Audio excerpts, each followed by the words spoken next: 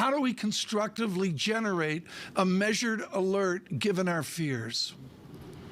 Well, we have been talking for a while about the potential of more variants coming. We've said that those variants could well form in places that are under-vaccinated, and that's what we may be dealing with.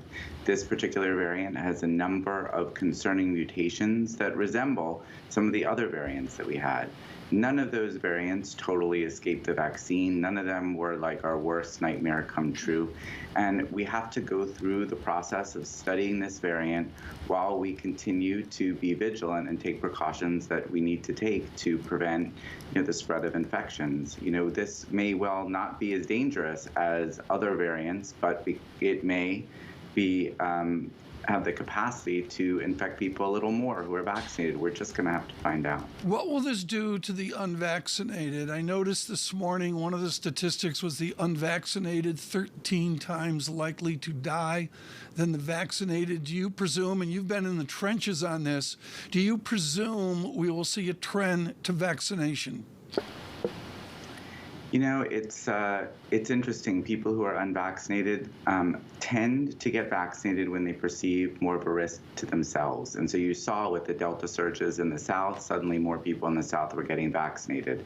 But it may take things actually getting worse before more people get vaccinated. In the meantime, this weekend, I heard people saying, well, if there's another variant coming, maybe I shouldn't get vaccinated with the current vaccine. That's obviously the wrong way to think. The more people are vaccinated, it's overwhelmingly likely the more protected that they'll be, and that will also protect the entire area from a variant that is a little bit more transmissible. Doctor, help us understand the history of a virus like this one.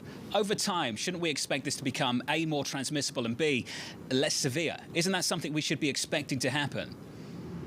Over time, but how much time? It may not be over this period of essentially months that we've had with the virus, a couple of years, versus decades.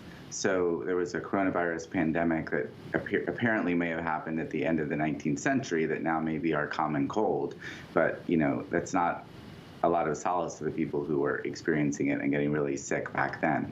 So it could happen, but it may take some time for it really to become mild. I think right now the virus is just trying to spread, and some of these mutations make it more likely to spread. Some of the mutations may happen to make it more severe. We're going to have to figure that out and be smart about the kinds of precautions that we take. I think really being careful about travelers makes sense in the sense of testing and vaccination. I'm not sure the kind of travel bans we've seen make a lot of sense given how far this variant's probably already spread. Doctor, it's clearly far too early for someone like you to draw conclusions. I just wonder how much time you would need. Is it a matter of a couple of weeks, several? Do you need a month of data? What would you need? How much time? I think we're going to start seeing, it's going to be a little bit of a, buckle your seatbelts moment, because we're going to see all kinds of individual stories before the picture really emerges.